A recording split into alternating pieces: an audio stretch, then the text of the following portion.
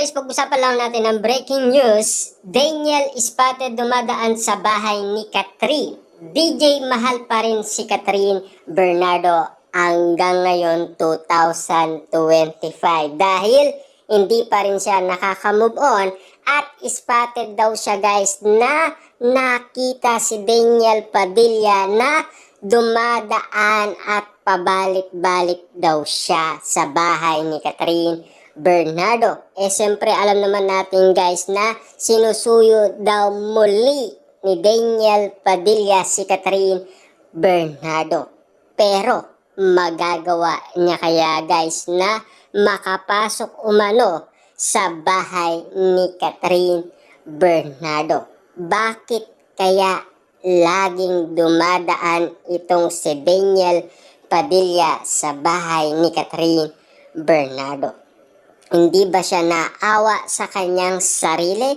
Ayon kasi guys yan sa mga legit na marites tulad na lang ni Christy Fermin, nabalitaan daw nila ang patungkol umano kay Daniel Padilla na laging dumadaan umano sa pamamahay ni Catherine Bernardo at spotted daw yan na talagang nakita umano si Daniel Padilla. Ibig sabihin lang yan guys, mahal pa rin ni Daniel Padilla si Catherine Bernardo. Siyempre guys no, alam naman natin na sana ay ginawa niya na yan noon pa man. At sana inamin niya kay Catherine Bernardo lahat ng kanyang pagkakamali.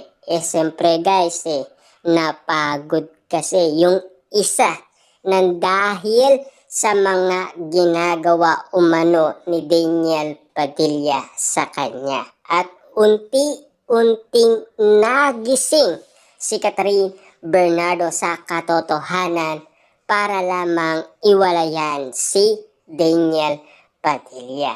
Dahil sa nangyari umanong Christmas special, dahil wala umano si Mami Min Bernardo at nagawa umanong makausap ni Daniel Padilla si Catherine Bernardo. Kaya nga naman guys, sigaw ng fans ni Daniel Padilla, sumuko na lamang. Nagawa na yan ni Daniel Padilla pero hanggang ngayon ay hindi pa rin maalis sa isipan niya. Kaya nga naman guys, hindi niya nagagawa umanong maghanap ng iba dahil nasa isipan niya pa rin si Catherine Bernardo at hindi pa rin nakaka-move on. Siyempre, dahil tumagal nga naman sila ng 11 years, mahirap nga naman kasing bitawan at makalimutan. Kaya nga naman itong si Daniel Padilla ay nagbabaka sakali pa rin na balikan siya ni Catherine Bernardo. Kaso nga lang, naka-move on na itong si Catherine Bernardo. Kasi narinig na natin si Catherine Bernardo. Usap-usapan noon ang mga second chances kung papaano magbigay si Catherine Bernardo. At ayaw niya umanong bumalik sa nakaraan. Ibig sabihin, pinakawalan niya na yon. Yung little Catherine ay nawala na yon.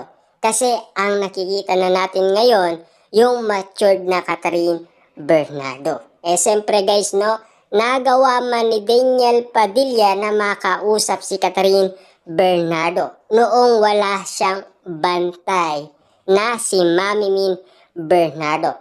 Pero kung nandyan si Mami Min Bernardo, hindi niya umano magagawa yon dahil nahihiya siya dahil sa mga kasalanan ginawa niya umano kay Catherine Bernardo. Kasi mahirap nga naman yun, yung saktan mo ang pinakamamahal mo, pero hanggang ngayon ay hindi mo pa rin magawang bitawan ang nakaraan.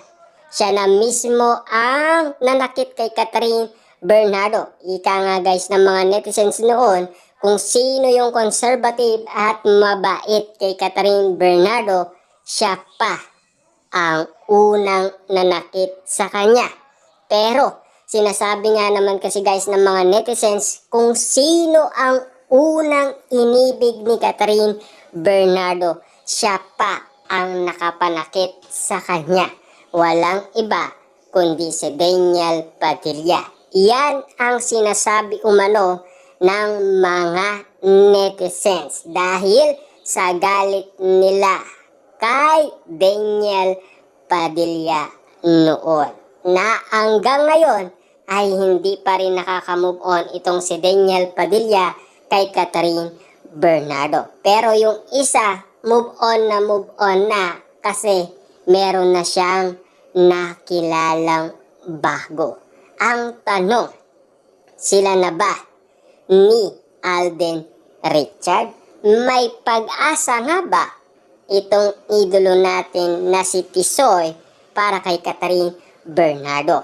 At ano ang mga lihim na mga sinasabi umano dati ni Catherine Bernardo patungkol umano sa kanyang mga sinasabi kay Alden Richard tungkol sa pagtawag niya ng love, mahal, diba? Tisoy at Tisoy-T. Grabe nga naman kasi dahil doon pa lang ay nagbigay na ng meaning yon para sa mga netizens at mga Katden fans. Sinasabi nila na wala na daw kawala sina Catherine Bernardo at Alden Richard nang dahil nahuli nila si Catherine Bernardo na nagsalita umano patungkol sa pagtawag niya kay Alden Richard. At naguguluhan umano sila at nalilito dahil iba-iba ang tawag ni Catherine Bernardo kay Alden Richard. Kaya ba wala ng pagkakataon itong si Daniel Padilla dahil si Catherine Bernardo ay may mahal ng iba? Iyan kasi ang bulong-bulungan ngayon sa social media kung bakit nga naman guys patuloy na binabantayan ang balita ng mga netizens, lalong-lalo na ang mga Katden fans, kung ano na nga ba ang ganap kina Catherine Bernardo at Alden Richard patungkol kung ano na ang ganap sa kanilang dalawa.